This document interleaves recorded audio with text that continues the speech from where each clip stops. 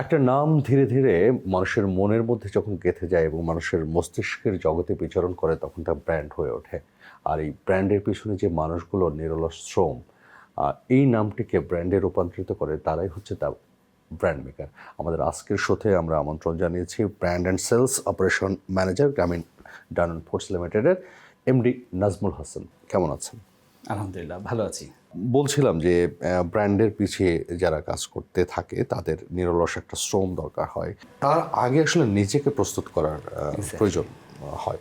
Student life থেকে এই যে সেলস, মার্কেটিং, ব্র্যান্ডিং এই জগতে আপনার প্রবেশ, ঠিক জার্নিটা কেমন ছিল? জার্নিটা যদি আমি ছোট করে বলি, জার্নিটা মানে অনেকটা ফ্লাকচুয়েটিং একটা জার্নি ছিল, আন্ডুলেটিং জার্নি ছিল। কখনো মানে উঠেছি, কখনো নেমেছি, এমন একটা জার্নি ছিল।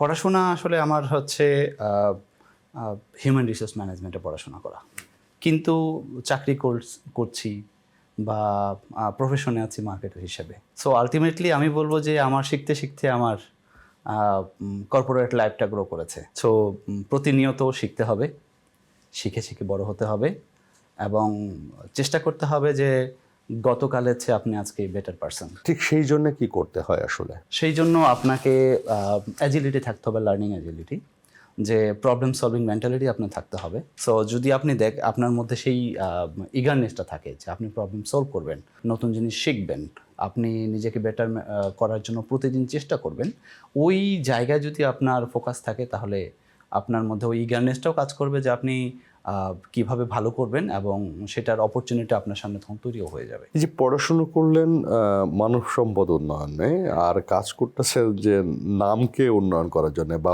পণ্যকে উন্নয়ন করানোর জন্য, ব্র্যান্ডের রূপান্তরের জন্য, প্রথম যে জার্নিতে ছিল সেই জার্নিতে কোনো ধাক্কা ছিল? হ্যাঁ, অবশ্যই ধাক্কা ছিল। কারণ হচ্ছে আমি প্রথমেই বলেছি যে আপনিও সেখানে অ্যাড করলেন যে মানব সম্পদ নিয়ে পড়াশোনা করা, মার্কেটিংয়ে কাজ করা। সো আমার মার্কেটিংয়ের কাজ করার ইন্টারেস্টটা আসছে আসলে কাজ করতে করতে। আমি যখন বাংলালিংকে আমার ফার্স্ট জার্নি বাংলালিংকে as a customer service manager. So ওইখানে যখন কাজ করলাম তখন আমার মার্কেটিং টিমের সাথে ব্যাক এন্ডে কাজ করার অপরচুনিটি তৈরি হলো। সো ওইখান থেকে আসলে মার্কেটিংয়ের প্রতি আমার ইন্টারেস্টটা তৈরি হলো। আর যখন আমার ইন্টারেস্টটা তৈরি হলো তখন আমি চেষ্টা করলাম যে ওই যেইটার প্রতি আমার ইন্টারেস্ট আছে আমি সেখানে শেখার চেষ্টা করলাম। আমার বই পড়া শুরু করলাম, ট্রেনিং নেওয়া শুরু করলাম, নিজেকে ডেভেলপ করা শুরু করলাম। তারপরে নিজেকে এই সিমিলার ইন্ডাস্ট্রিতে খাপ খাইয়ে নেওয়ার জন্য বিভিন্ন জায়গায় অ্যাপ্লাই করা শুরু করলাম। যখন অর্গানাইজেশনগুলো দেখা শুরু করলো যে আমার ইন্টারেস্ট আছে মার্কেটিংয়ে এবং আমার মধ্যে শেখার ইগারনেস আছে এবং আমি অলরেডি নিজেকে ডেভেলপ করার জন্য কাজ করছি, তখন আমি অপরচুনিটিও পেলাম এবং সেই সুবাদে আমি আরং ডেইরিতে ডিজিটাল মার্কেটিং হিসেবে কাজ শুরু করলাম এবং সেখান থেকেই আমার মার্কেটিং জার্নিটা শুরু। সো ওই 2-3 বছরে একটা সময় আছে যে সময়টাতে আসলে আমি বলবো না স্ট্রাগল করেছি, আমি বলবো আমি চ্যালেঞ্জ ফেস করেছি এবং যার ফলে আমি নিজেকে পরিবর্তন করতে পেরেছি। হতাশা কখনো ভর করেছে? হ্যাঁ, হতাশা ভর করেছে, কিন্তু হতাশাটা কখনো আমাকে থামিয়ে রাখেনি। হতাশাটা আমাকে আসলে কি বলবো আরো শক্ত করেছে। হতাশা থেকে আমি শক্তি নিয়েছি এবং নতুন উদ্যমের চেষ্টা করেছি। চ্যালেঞ্জ কোথায় কোথায় ফেস করেছেন? আপনার কথার মধ্যে বারবার চ্যালেঞ্জের প্রসঙ্গ চলে এসেছে, কিন্তু এক্স্যাক্টলি এই ক্যারিয়ার পিরিয়ডে কোথায় কোথায় চ্যালেঞ্জগুলো ছিল? আমি তো বলবো যে প্রত্যেকটা দিন, প্রত্যেকটা মুহূর্ত এবং প্রত্যেকটা লেভেলের চ্যালেঞ্জ আছে এবং যদি আপনার মধ্যে ওই চ্যালেঞ্জটা না থাকে, আপনার ক্যারিয়ার বলেন, আপনার পার্সোনাল লাইফ বলেন, যদি কি আপনার চ্যালেঞ্জটা না থাকে তাহলে আপনার লাইফ বা ক্যারিয়ারের ইন্টারেস্ট তো ওখানেই শেষ। সো আলটিমেটলি চ্যালেঞ্জ প্রতিনিয়তই আসে এবং চ্যালেঞ্জটাকে অ্যাকসেপ্ট করতে হবে এবং চ্যালেঞ্জটাকে ফেস করার জন্য যেই স্কিলগুলো দরকার সেগুলো ডেভেলপ করার জন্য কাজ করতে হবে। বাংলালিংকে কাজ করেছেন, আরং ডেইরিতে কাজ করেছেন, এখন গ্রামীণ ডাননে কাজ করছেন। তিনটাই বেশ মানে ব্র্যান্ডেড কোম্পানি বলবো। সেই জায়গা থেকে এই যে নিজের ব্র্যান্ডের যে গল্প, সেই গল্পে নিজেকে কোথায় রেখেছেন বলে মনে হচ্ছে? আমি অ্যাজ এ পার্সন, আমি যদি পার্সোনাল ব্র্যান্ডিংয়ের কথা বলি, আপনি সম্ভবত ওই প্রশ্নটাই ঘুরিয়ে করেছেন, বলবো যে আমি একজন প্রবলেম সলভার, একজন বিজনেস এনাবলার, এই পরিচয়ে আমি পরিচিত হতে চাই। তো সেই জন্য আমার ব্র্যান্ড ডেভেলপ করা প্রয়োজন, সাপ্লাই চেনে কাজ করা প্রয়োজন, সেলসে কাজ করা প্রয়োজন, অপারেশনে কাজ করা প্রয়োজন, ডাজন্ট ম্যাটার। আমি প্রবলেম সলভ করতে চাই, আমি চাই আমার সামনে যে প্রবলেমগুলো আসুক, বিজনেসে যে প্রবলেমগুলো তৈরি হবে, সেই প্রবলেমগুলো সলভ করার ক্যাপাবিলিটি আমার মধ্যে থাকতে হবে এবং সেটার জন্য যা যা প্রিপারেশন আমার দরকার সেটা নেওয়ার আমি জন্য প্রস্তুত।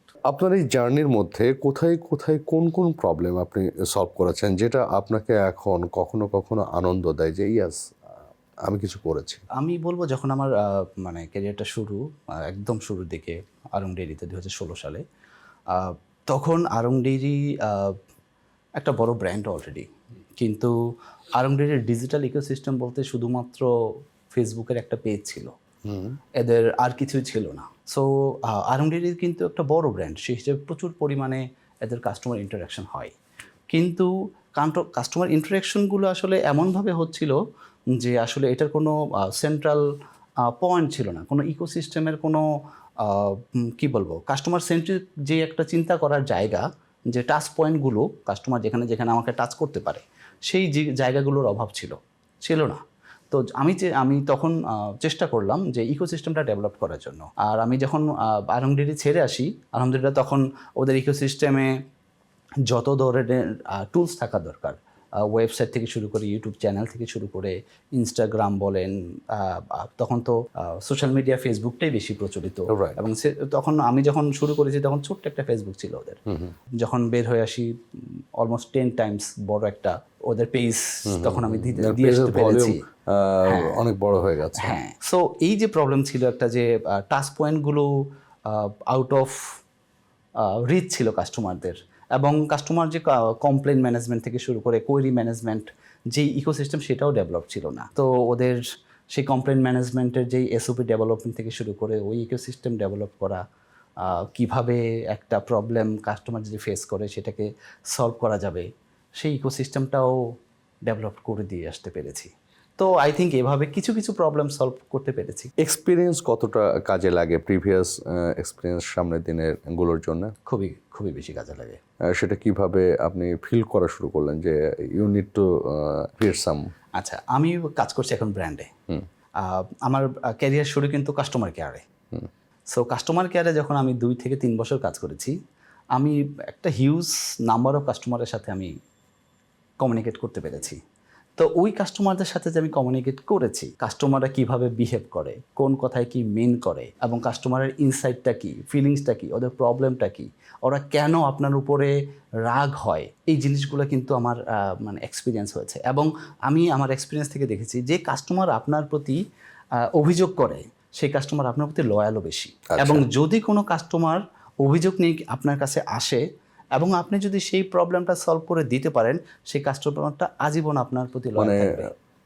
লয়াল কাস্টমার তৈরির একটা বড়। হ্যাঁ, আমি কিন্তু অন্য একটা জনরাতে কাজ করেছি তখন, কিন্তু এখন আমি ওই এক্সপেরিয়েন্সটা আপনার কাজে লাগছে, খুব কাজে লাগছে এখন। এবং কাস্টমারদের সাথে এবং কোনো একটা প্রোডাক্ট ডেভেলপমেন্ট করার ক্ষেত্রেও ওই কাস্টমারের ইনসাইটটা ফিল করা বা বোঝার জন্য আমার ওই এক্সপিরিয়েন্সটা কাজে লাগে। দ্যাট মিনস যে কোনো ধরনের কাজের এক্সপিরিয়েন্স আপনার অন্য কাজে দিতে পারে। ফিল্ড এক্সপিরিয়েন্স কিভাবে আপনাকে হেল্প করে আপনার ক্যারিয়ারে? হ্যাঁ, ফিল্ড এক্সপিরিয়েন্স বলতে মার্কেট খুব ভালো কাজ করে। যেমন আমরা কিন্তু প্রায় আসলে গ্রামীণ ডাননে যে আমরা যারা কাজ করি, ইভেন আমাদের ডিরেক্টর থেকে শুরু করে ম্যানেজিং ডিরেক্টর সবাই কিন্তু মার্কেট ভিজিটে যায়, এবং আমরা মার্কেট ভিজিটে এই জন্যই যাই কারণ আমরা আসলে এসি রুমের মধ্যে অনেক সময় অনেক ধরনের কাজ করি। তো এসি রুমে কাজ করতে গিয়ে যেটা হয় যে একদম রুরালে যে আমার সেলসের পিপলটা আছে, ও তো আমার একজন স্টেক হোল্ডার, একজন রিটেলার, সে আমার একটা স্টেক হোল্ডার। যে ফাইনাল কনজিউমার যে প্রোডাক্টটা আমার খায়, সে একটা আমার স্টেক হোল্ডার। সো এই স্টেক হোল্ডারদের পেইনটা আসলে এসি রুমে বসে বোঝাটা টাফ। দুইটা কাজ করতে পারেন, একটা হচ্ছে আপনার লোক ওখানে আছে, আপনি তাদের মাধ্যমে আপনি হয়তো সোর্সটা পেয়ে যেতে পারেন, ইনফরমেশন পেতে পারেন, অথবা আপনি নিজে যেতে পারেন, নিজে যাওয়াটা বেটার।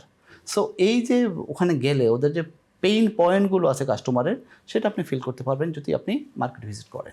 এটা রিসার্চের তো একটা part. Definitely it's a part of research, এবং সেই রিসার্চটা আপনার বড় হতে পারে, ছোট হতে পারে, আপনি নিজে যেতে পারেন, অথবা রিসার্চের জন্য কোনো এজেন্সিকে আপনি হায়ার করতে পারেন, হোয়াটএভার। যে কোনো ধরনের ফিল্ড রিসার্চ করা জরুরি, এবং আমি মনে করি এই রিসার্চগুলো আপনাকে যেমন বেনিফিট দিবে, পাশাপাশি আপনার অর্গানাইজেশনকেও বেনিফিট দিবে। প্রোডাক্টকে মানুষের কাছে পৌঁছে দেওয়ার জন্য এবং মানুষের কাছে নিয়ে যাওয়ার জন্য মানে R&D করার সুযোগ কতটা পেয়েছেন বা কতটা পান? আমি বলবো না যে খুব বড় পরিসরে R&D করার জায়গা খুব বেশি পেয়েছি, তবে যেটা আপনি এর আগের প্রশ্নটা করলেন যে অভিজ্ঞতা, এক্সপিরিয়েন্স। সো আমরা আসলে নতুন প্রোডাক্ট ডেভেলপমেন্টের ক্ষেত্রে এক্সপিরিয়েন্সটাকে বেশি কাজে দেই। আর যদি আপনি একটা মার্কেটে থাকেন, সেক্ষেত্রে ডেফিনেটলি আপনার এক্সিস্টিং বড় ধরনের একটা কাস্টমার আছে, একটা বড় একটা বেস আছে। সো ওই কাস্টমারদেরকে নিয়ে কাজ করতে করতে আপনি তাদের মানে রিকোয়ারমেন্টটাও জানেন। সো সেক্ষেত্রে আসলে নতুন প্রোডাক্টের যখন ডেভেলপ করবেন, তখনও আপনার ওই R&D হয়তো নতুন করে না করা লাগলেও, কিন্তু আপনি এতদিন যে কাজ করে যাচ্ছেন সেটাওটা একটা আপনার রিসার্চের একটা ফল হিসেবে আপনি নতুন প্রোডাক্ট ডেভেলপমেন্ট করতে পারেন। সো একদম যদি আপনি বলেন রুট লেভেলে R&D, যেটা একদম ফিল্ড লেভেলের প্রপার রিসার্চ, এটা ছাড়াও কিন্তু এই ধরনের রিসার্চ হয় যেটা আমরা করে যাই। আর যদি আরেকটা বলেন যে প্রোডাক্ট ডেভেলপমেন্টে R&D, সেটার জন্য তো ডেফিনেটলি আমাদের ফ্যাক্টরি টিম আছে, আমাদের কোয়ালিটি অ্যাসুরেন্স টিম আছে, প্রোডাক্ট ডেভেলপমেন্ট টিম আছে, আমরা ওদেরকে নিয়ে কাজ করি। তো R&D ওখানেও হয়। ডিজিটাল ফ্লারিশ করার সাথে সাথে ট্রেন্ডে কী ধরনের পরিবর্তন লক্ষ্য করছেন? ট্রেন্ডে পরিবর্তন তো আসলে হচ্ছেই। আমি ডিজিটালটাকে আসলে আলাদাভাবে ওইভাবে ফোকাস করতেছি না। আমি বলবো যে আপনার কমিউনিকেশনের ক্ষেত্রে আপনি টার্গেট অডিয়েন্সটাকে আগে বাছাই করেন। ধরেন আপনি যে প্রোডাক্টটা লঞ্চ করবেন, অথবা আপনার কাছে একটা প্রোডাক্ট আছে যেটা আপনার টার্গেটেড অডিয়েন্স হচ্ছে টিনেজার। সো টিনেজারকে আপনি কোথায় পাবেন সেটা ইম্পর্ট্যান্ট। সেটা হতে পারে স্কুল, সেটা হতে পারে ইনস্টাগ্রাম, সেটা হতে পারে ইউটিউব, সেটা হতে পারে টিকটক। এখন এই প্রোডাক্টটা মানে আপনি তার কাছে পৌঁছে দেওয়ার জন্য আপনি আপনার ক্যাম্পেইন ডিজাইন করবেন, চ্যানেলটা ডিজাইন করবেন। চ্যানেলে যদি ডিজিটাল আসে, ডিজিটাল চ্যানেল, যদি আপনার BTL হয় BTL চ্যানেল, যদি হয় ATL ATL। সো আপনার ফান্ডামেন্টাল যদি ঠিক থাকে, আপনার 4P যদি ঠিক থাকে, প্লাস প্রমোশনের ক্ষেত্রে আপনি ডিজাইন করার সময় কনজিউমারকে যদি চিন্তা করেন যে আমি আমার কনজিউমার কোথায় পাবো, তারপর আপনি চ্যানেল ফিক্স করেন। সো ডিজিটালটা হচ্ছে একটা চ্যানেল। মানে আপনি আলাদা করে দেখতে চান না, আসলে 360 এর মধ্যে একটা পার্ট হিসেবে দেখতে চান। 360 এর মধ্যে একটা পার্ট। আমার কথা হচ্ছে আপনি আপনার নিশকে ধরার জন্য চ্যানেল সিলেক্ট করবেন, সেটা ডিজিটাল হোক অথবা ফিজিক্যাল হোক।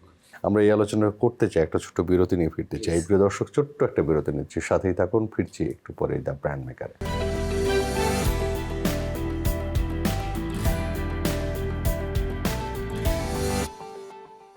প্রিয় দর্শক, আপনি দেখছেন গ্রিন টিভি, আমরা কথা বলছেন দ্য ব্র্যান্ড মেকার শোতে, এবং আজকে আমার সাথে অতিথি হিসেবে রয়েছেন নাজমুল হাসান, গ্রামীণ ড্যানোনের সেলস অ্যান্ড অপারেশন ম্যানেজার। কথা বলছিলাম ব্র্যান্ড অ্যান্ড ব্র্যান্ডিং নিয়ে। এরকম কি মনে হয় কখনো যে নতুন করে যদি শুরু করতেন, যে সেই পড়াশোনা শেষ করে এসে নতুন করে আবার ক্যারিয়ার শুরু করছেন, তাহলে কোন কোন জায়গাগুলো নিজের মধ্যে পরিবর্তন নিয়ে আসতেন? আমি যখন স্টুডেন্ট ছিলাম, তখন আমি যে কো কারিকুলার অ্যাক্টিভিটি করেছি বা স্কিল ডেভেলপমেন্টে যে কাজ করেছি, আমি ওইখানটাতে আরও বেশি কাজ করতাম।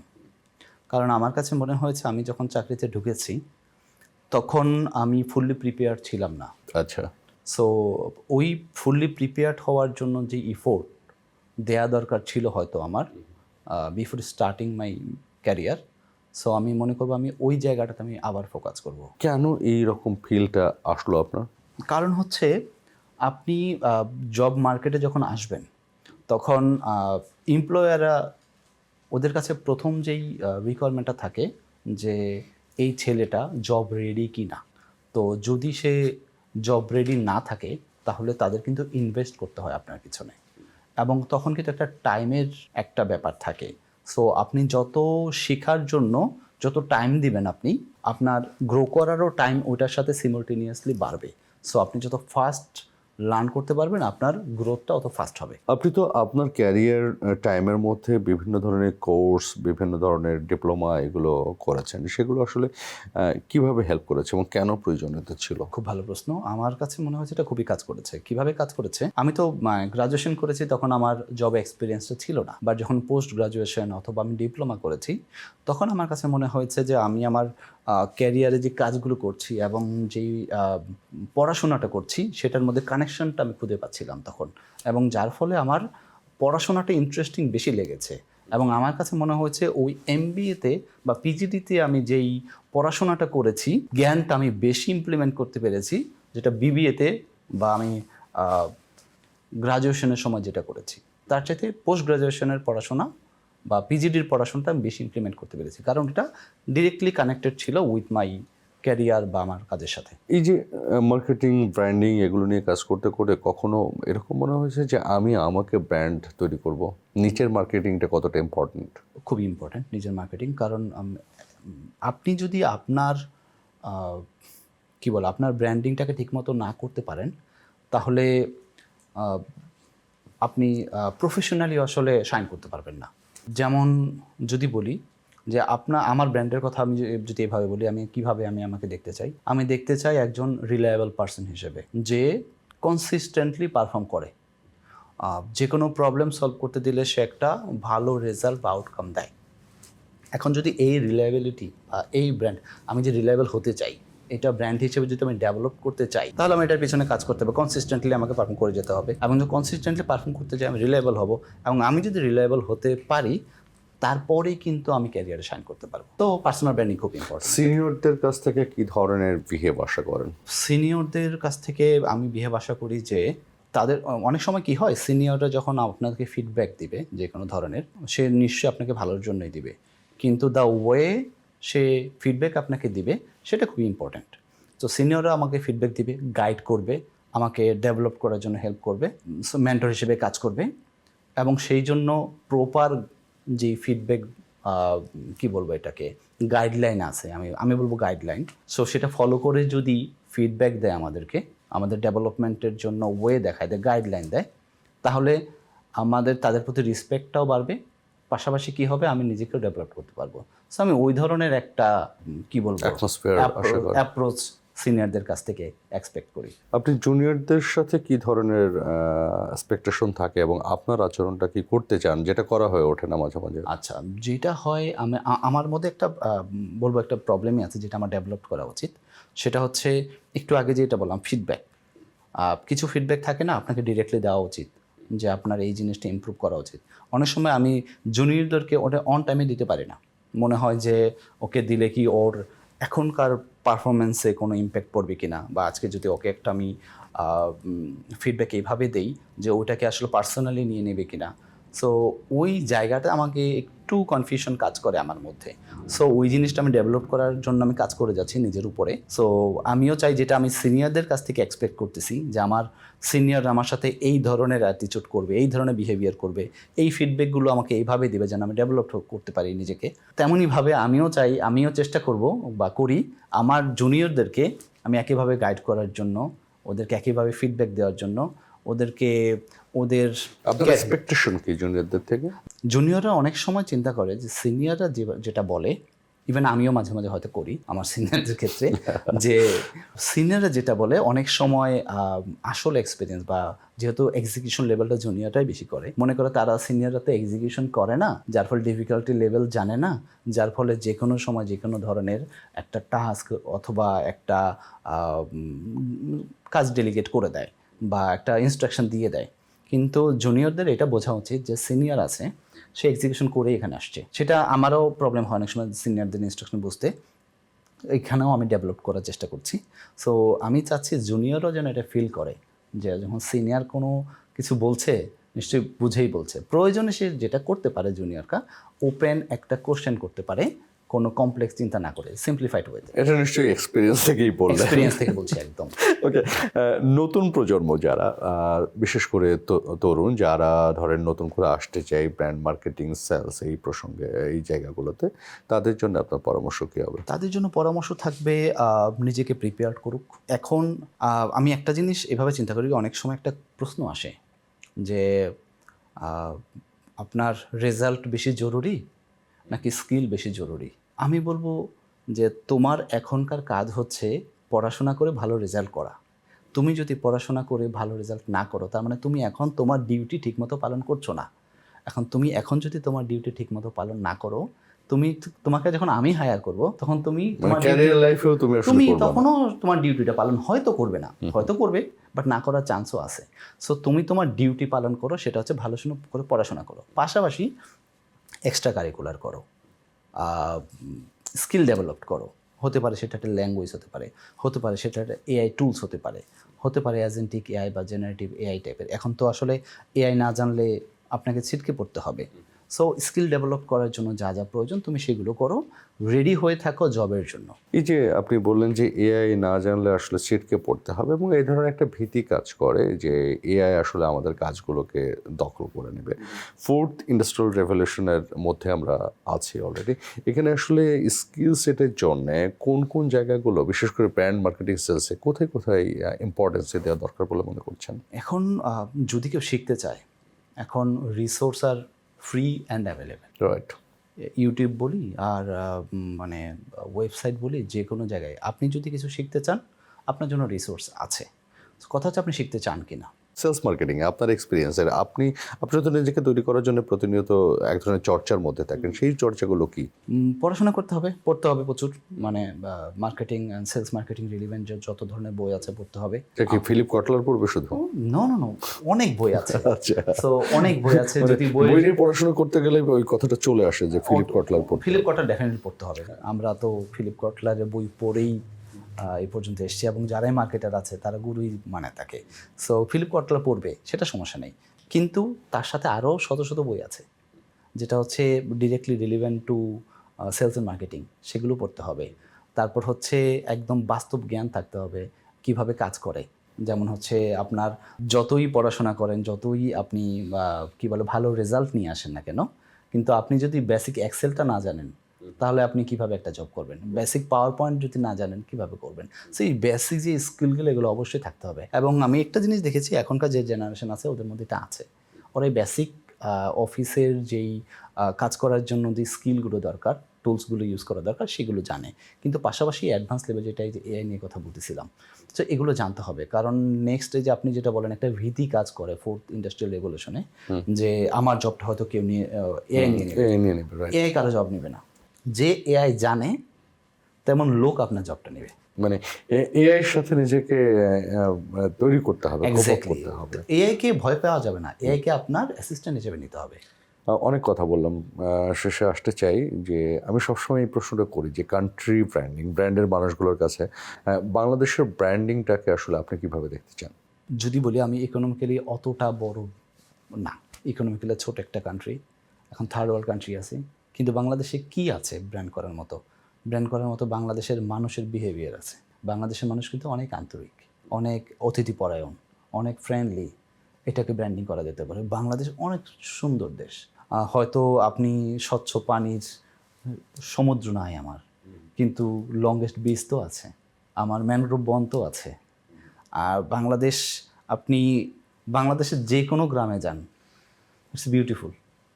এত গ্রিন আপনি খুব কমই পাবেন। সো বাংলাদেশের এই ছোট ছোট জিনিসগুলো ব্র্যান্ডিং করা দরকার। দেশপ্রেম আপনার কাছে কি? দেশপ্রেম আমার কাছে একটা ফিলিংস, যেটা ফ্লাকচুয়েট করে প্রচুর পরিমাণে। কখনো কখনো মনে হয় দেশ ছেড়ে চলে যাই, আবার কখনো কখনো মনে হয় এই দেশ ছেড়ে যাওয়া যাবে না, এই দেশই আমার শিকড়। সো এটা আসলে আপনি কোন পরিস্থিতি আছেন তার উপর ডিপেন্ড করে। আপনি আপনার কন্ট্রিবিউশনটাকে কিভাবে আসলে দেশের জন্য রাখতে চান? আমি বলবো, আপনি আপনার কাজটা সঠিকভাবে যদি করেন, এটা দেশের উন্নয়নে কাজে লাগবে, আপনি যে কাজটাই করেন না কেন। সো আপনি কারো হার্ম করবেন না, দেশের হার্ম করবেন না, দেশের সম্পত্তি হার্ম করবেন না, এবং নিজের কাজটা সঠিকভাবে করেন, দুর্নীতি করবেন না, তাহলে দেশের কাজে লাগবে। শেষ প্রশ্ন আপনার কাছে, নিজেকে কোথায় দেখতে চান? আমি নিজেকে এমন এক জায়গায় দেখতে চাই যেখানে বলবে যে এই লোকটা রিলায়েবল, এই লোকটা অনেস্ট, এই লোকটা প্রবলেম সলভার, এই লোকটাকে বিলিভ করা যায়, এই লোকটার কাছে আপনি সহযোগিতা চাইলে পাবেন। আপাতমস্তক একটা ভালো মানুষ, ভালো মানুষ হিসেবে থাকতে চাই, সুখী মানুষ হিসেবে বাঁচতে চাই। ওকে, মানে এটাই পার্সোনাল ব্র্যান্ডিং এর জায়গা আপনার? না, আমার পার্সোনাল ব্র্যান্ডিং এর জায়গা হচ্ছে আমি চাই আমাকে প্রবলেম সলভার হিসেবে মানুষ চিনুক। আচ্ছা, এটা বলেছেন আপনার কথার মধ্যে। এটা পার্সোনাল ব্র্যান্ডিং না, এটা আমার হচ্ছে সেলফ অ্যাকচুয়ালাইজেশনের মতো একটা জায়গা থেকে আমি বলছি। কিন্তু পার্সোনাল ব্র্যান্ডিং করতে চাই, আমি বলবো আমাকে প্রবলেম সলভার হিসেবে মানুষ ছিল। ওকে, দ্যাটস গ্রেট। সেটা নিশ্চয়ই হোক এবং নিজের যে স্বপ্নের জায়গা আছে সেটা ছুঁতে পারেন, সেই প্রত্যাশা রাখতেই পারি। নাজমুল হাসান, অসংখ্য ধন্যবাদ এই অনুষ্ঠানে, এই টিভিতে আপনাকে পেয়ে আমরা ধন্যবাদ। আপনাদেরকেও ধন্যবাদ, গ্রিন টিভিকে ধন্যবাদ, এবং ব্র্যান্ড মেকার যেই প্রোগ্রামটা করছেন এর সাথে সংশ্লিষ্ট যারা আছেন সবাইকে অনেক ধন্যবাদ আমাকে ইনভাইট করার জন্য আজকে। প্রিয় দর্শক, ধন্যবাদ আপনাদেরকেও যারা এতক্ষণ গ্রিন টিভির সাথে আছেন এবং নিয়মিত গ্রিন টিভি দেখেন। কোনো পরামর্শ থাকলে আমাদেরকে জানাতে পারেন আমাদের ওয়েবসাইটে অথবা আমাদের সোশ্যাল মিডিয়া পেজে, অথবা আপনি লিখেও জানাতে পারেন আমাদেরকে। ভালো থাকবেন, সুস্থ থাকবেন এবং গ্রিন টিভির সাথেই থাকবেন, সেই প্রত্যাশা রাখতেই পারি।